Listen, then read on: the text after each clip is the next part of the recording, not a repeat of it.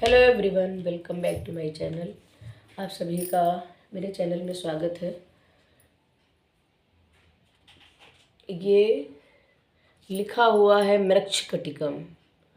मैं बात करूंगी आगे, लेकिन ये फ्रंट कैमरा से मैं बैक कैमरा नहीं दिखा सकती हूँ, तो ये फ्रंट कैमरा से है। इसमें लिखा हुआ है मृच्छकटिकम।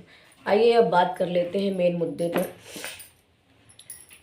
सबसे पहले कि जो टीजीटी, पीजीटी और असिस्टेंट प्रोफेसर की एग्ज़ाम होने वाला है, तो उसकी डेट क्लियर हो जाएगी, बहुत ही जल्द क्लियर हो जाएगी।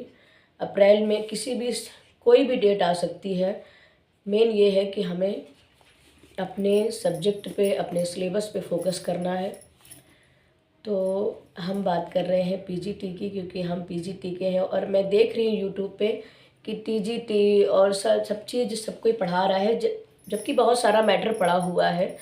लेकिन जब कोई मेन एक थंबनेल में लिख करके पढ़ाता है ना, तो फिर मज़ा आता है पढ़ने में। तो चलिए आइए मेरे साथ आज हम पढ़ते हैं, और मैं कोशिश करूँगी कि मैं रोज़ एक वीडियो डालूँ।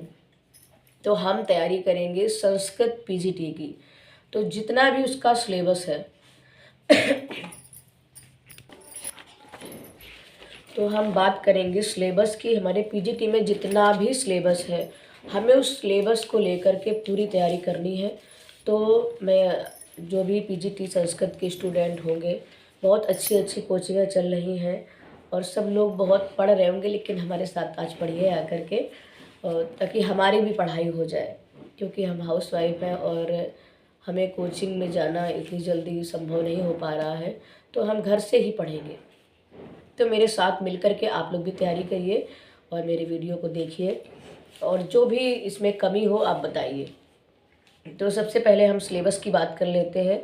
तो सिलेबस में एक तो कादम्बरी है, कादम्बरी का कथामुख है, नलचंपू का प्रथम उच्छ्वास है, शिशुपाल वधम का प्रथम सर्ग है, अभिज्ञान शाकुंतलम तो पूरा है, 7 अंक है इसमें, और मृच्छकटिकम है। और मृच्छकटिकम गद्य काव्य, खंड काव्य, महाकाव्य, नाटक काव्य के उद्भव और विकास का भी इनका सामान्य परिचय पढ़ना है। और इसी में बहुत ही डीपली क्वेश्चन पूछे जा रहे हैं। अब पूछने का तरीका बहुत ही हाई लेवल का हो चुका है। दूसरा है कि इसमें गीता भी है, गीता पूरी गीता है, साहित्य दर्पण है, और काव्य प्रकाश है, और व्याकरण का काफ़ी मैटर है इसमें। तो हम सिलेबस बाई तैयारी करेंगे। मैं एक एक सिलेबस पे, टॉपिक पे बात करूँगी, तैयारी करूँगी, और हम सब मिल करके तैयारी करेंगे। तो सबसे पहले आज मैंने जो पढ़ाई की थी, मृच्छकटिकम का नोट्स बनाया था, आप देख सकते हैं। थोड़ा सा क्लियर नहीं दिखेगा, मैं आपको बोल के बताऊंगी। तो मृच्छकटिकम बहुत बड़ा नहीं है। तो मृच्छकटिकम की हम पहले भूमिका से डिटेल से लेकर बात करेंगे जल्दी जल्दी, कि मृच्छकटिकम में क्या क्या है और क्या क्या हमें पढ़ना है, क्या क्या फोकस करना है। मैं आपको पढ़ा नहीं रही हूँ, लेकिन बस आपको ध्यान दे करके आपको मूल किताब पढ़नी है। मूल किताब को ज़रूर एक बार देख लेना है। देखिए इतनी मोटी किताब है, एक बार इस मूल को ज़रूर देख लेना है। तो सबसे पहले मृच्छकटिकम के जो प्रस्तावना में प्राप्त होता है, प्रस्तावना में क्या प्राप्त होता है, कवि का परिचय। प्रस्तावना में कवि के परिचय के लिए 2 श्लोक दिए गए हैं, जिसमें ये पता चलता है कि वो गजेंद्र के समान गति वाले थे। श्लोक है ना, दुरेंद्र गतिश्चकोर नेत्रः, पूरा श्लोक है। परिपूर्णेन्दु मुखः सुविग्रहश्च। तो इसमें सबसे याद रखना है दुरेंद्र, यानी कि गजेंद्र के समान गति वाले। और दूसरे श्लोक में कहा गया है सर्वशनि प्रमाद शून्य ककुद वेद विदाम तपोधनस्सः।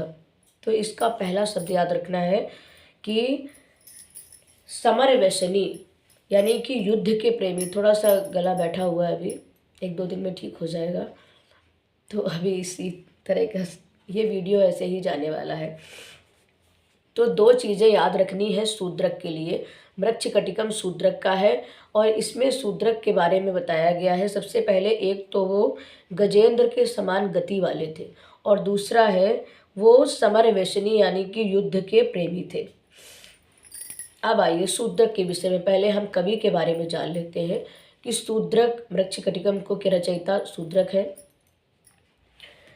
शूद्रक की आयु जो थी वो 100 वर्ष 10 दिन थी। ये 100 वर्ष 10 दिन जिए थे।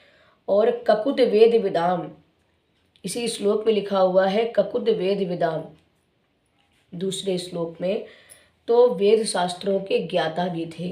ये इनकी मतलब एक विशेषण बताया गया है। अगर आ जाता है कि ककुद वेद विदाम कौन थे, तो वेद शास्त्रों के ज्ञाता यानी कि शूद्रक। फिर तीसरा है कि अश्वमेध यज्ञ किया था इन्होंने। देखिए 3 लोगों ने ही अश्वमेध यज्ञ किया है। एक तो राम ने किया और दिलीप ने किया और तीसरे ये शूद्रक ने अश्वमेध यज्ञ किया है। 3 लोगों ने ही किया है। तो शूद्रक दक्षिण देश के निवासी थे। कहाँ के निवासी थे? दक्षिण देश के निवासी थे। और उनकी जाति कौन सी थी? ब्राह्मण थी। दूसरा है कि ये शैव संप्रदाय के थे। ये मेन बातें हैं जो भूमिका में पहले हमें पढ़नी पड़ती हैं। और फिर इनका समय क्या है? देखिए इनके समय के विषय में निश्चित जानकारी प्राप्त नहीं होती है, लेकिन मतांतरों के अनुसार इनका समय 750 ईस्वी पूर्व कहा जाता है। और इनकी कृति तो मृच्छकटिकम है ही, ये तो हम जान ही गए हैं। और दूसरा है कि शूद्रक का वास्तविक नाम क्या था? शूद्रक का वास्तविक नाम था सिमुक। शूद्रक ने भास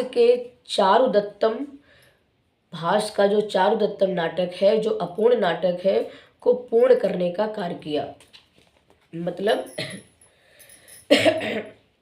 अब आया मृच्छकटिकम। चलिए, ये तो थोड़ी मेन मूल भूमिका थी कि मृच्छकटिकम के रचयिता कौन है, कैसे क्या हुआ। अब आइए मृच्छकटिकम के बारे में जानते हैं कि मृच्छकटिकम में क्या क्या कहानी है और क्या इसकी भूमिका है।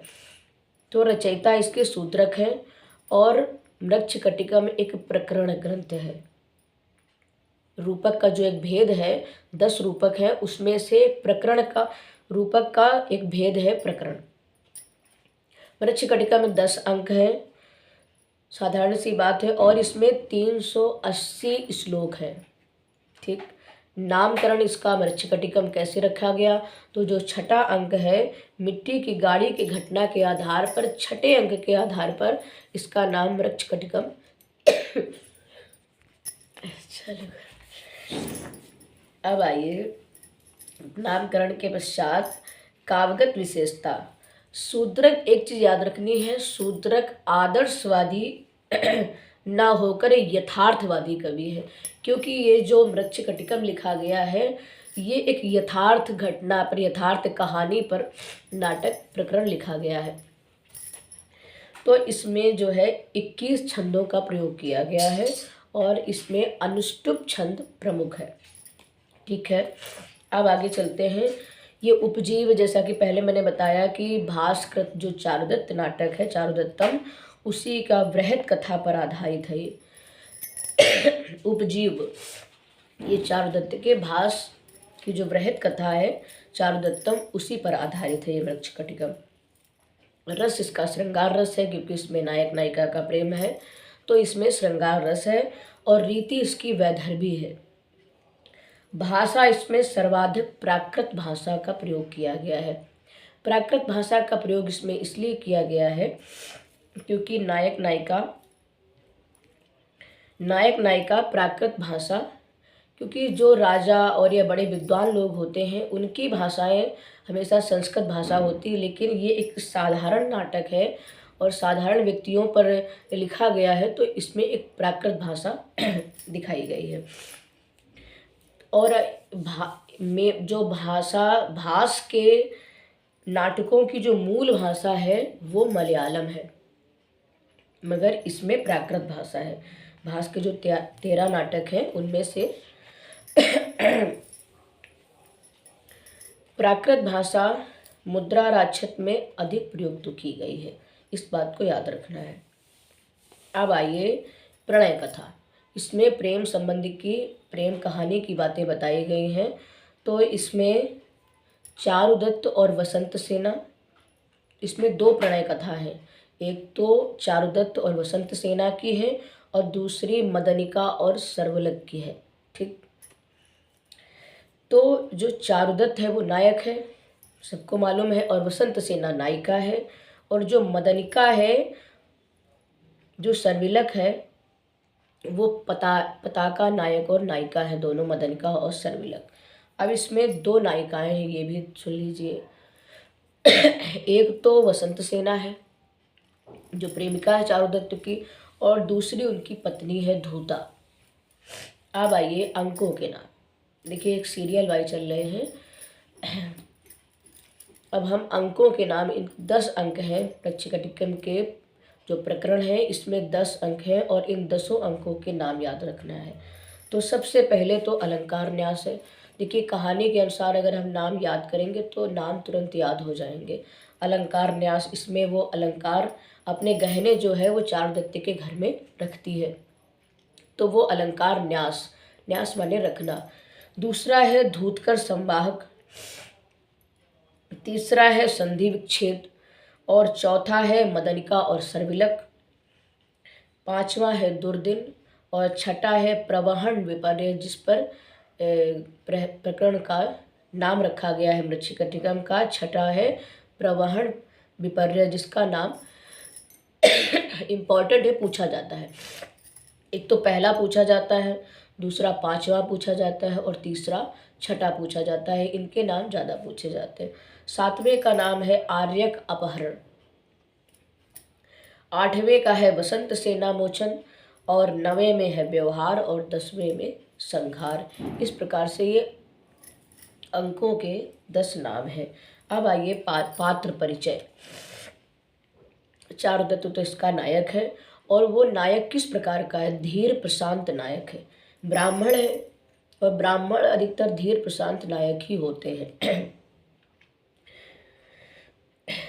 पत्नी उसकी धूता है, वसंत सेना प्रेमिका है, और रोहसेन उसका पुत्र है। तीसरा है मित्र संवाहक, संवाहक चारुदत्त का मित्र है। ये पहले जुआड़ी था और बाद में बौद्ध भिक्षु बन गया। परिचारिका, हेल्पर, जिनको हेल्पर कहते हैं, परिचारिका। तो रदनिका और मदनिका दो परिचारिका है। इसमें हम कंफ्यूज जाते हैं कौन रदनिका है और कौन मदनिका है। तो रदनिका से याद रखना है रा से चारुदत्त, और ये चारुदत्त की है हेल्पर। और मदनिका जो है वो बसंत सेना की है। रदनिका को याद कर लिया तो बसंत सेना अपने आप याद हो जाएंगी। ठीक है। और धूता और रोहसेन ये तीनों की हेल्पर है, अलग अलग है, क्योंकि ये ब्राह्मण गरीब है। चारुदत्त जो है भाई कोई अहिस तो है नहीं कि सबके अलग अलग हेल्पर होंगे, तीनों के एक ही हेल्पर हैं। तो चारुदत्त, धूता और रोहसेन तीनों की रदनिका ही हेल्पर है, जिसको हम परिचारिका कहते हैं। अब बसंत सेना कौन है? दूसरा नंबर बसंत सेना का है। तो वसंत सेना उज्जैनी की गणिका यानी कि वैश्या और चारुदत्त की प्रेमिका है। तीसरा है विदूषक। विदूषक कौन है? तो विदूषक मैत्रेय है, स्वप्नवास दत्तम का बसंतक है, और अभिज्ञान शाकुंतलम का माढ़व है। इसमें हम हमेशा कंफ्यूज हो जाते हैं कि विदूषक कौन है। चालू कर दिया क्या? तो विदूषक जो है मैत्रेय विदूषक है, मतलब विदूषक मैत्रेय है चारुदत्त का, और स्वप्नवास दत्तम का बसंतक है, और अभिज्ञान शाकुंतलम का माढ़व है। याद रखना, ये भूल जाता है। फिर आया संवाहक, जो पहले भी बता चुके हैं कि चारुदत्त का मित्र है, और पहले ये जुआरी था, बाद में ये बौद्ध भिक्षु बन गया। अंक 8वें में वसंत सेना मोचन, यह वसंत सेना को मरने से बचाता है। जो संवाहक होता है ये 8वें अंक में आकर के जब वो पार्क में बैठी होती है तो वहाँ से उसको बचा लेता है, जब पत्ते में दबी होती, सर्वलेग दबा जाता है उसको। रदनिका, रदनिका कौन है? तो ये चार पहले बता चुके हैं कि चारुदत्त की परिचारिका है तीनों की। मदनिका वसंत सेना की परिचारिका है और ये सर्विलक की प्रेमिका भी है। सर्विलक इसको ये वसंत सेना के पास छोड़ गया था और बाहर नौकरी करने चला गया था कि मैं लौट के आऊँगा तो आप इसको छुड़ा लूँगा, तब तक ये आप इससे अब काम करवाइए, कुछ भी करवाइए, ये आपकी सेवा में रहेगी। चूर्ण वृद्ध, एक इसमें है जूर्ण वृद्ध, ये निर्धन चारुदत्त का सेवक है। निर्धन है तो ये चारुदत्त का सेवक है। सकार कौन है? ये राजा का साला प्रतिनायक है, ये प्रतिनायक है इसमें। पालक, पालक कौन थे? पालक राजा थे और आर्यक जो बाद में राजा बने, पहले पालक थे और बाद में आर्यक बने। ये इनके पात्र हैं। अब आइए जल्दी जल्दी, वीडियो बड़ा हो जाएगा। तो इसकी कहानी के अनुसार जो अंकों का नाम रखा गया है, तो दूसरे वीडियो में, क्योंकि एक वीडियो में पूरा मृच्छकटिकम वीडियो काफ़ी लंबा हो जाएगा, तो दूसरे वीडियो में मैं कल आपको इसका जो 10 अंकों का नाम बताया गया है, कहानी के अनुसार 10 अंकों का नाम कभी भूलेगा नहीं, ऐसे ट्रिक बताऊंगी मैं आपको। और जो इसकी इम्पॉर्टेंट सूक्तियाँ हैं, सूक्तियाँ मेन होती हैं, सूक्तियाँ ही आती हैं, या तो हम पूरा मृच्छकटिकम बैठ के पढ़ें, तो इसकी जो मेन सूक्तियाँ हैं इनको हम बार बार दोहराएंगे और बस ये कंठस्थ हो जाएंगी, तो ये दूसरे वीडियो में हो जाएगा ये। तो चलिए मिलते हैं फिर नेक्स्ट वीडियो में, और वीडियो अच्छा लगा हो तो लाइक किए, अपने मित्रों के पास शेयर करना हो तो शेयर कर दीजिए। ऐसा कोई ख़ास टॉपिक नहीं है, बस मैंने पढ़ने के लिए आपके पास बैठूंगी, मुझे भी अच्छा लगेगा। चलिए मिलते हैं, तब तक के लिए सभी को नमः संस्कृताय।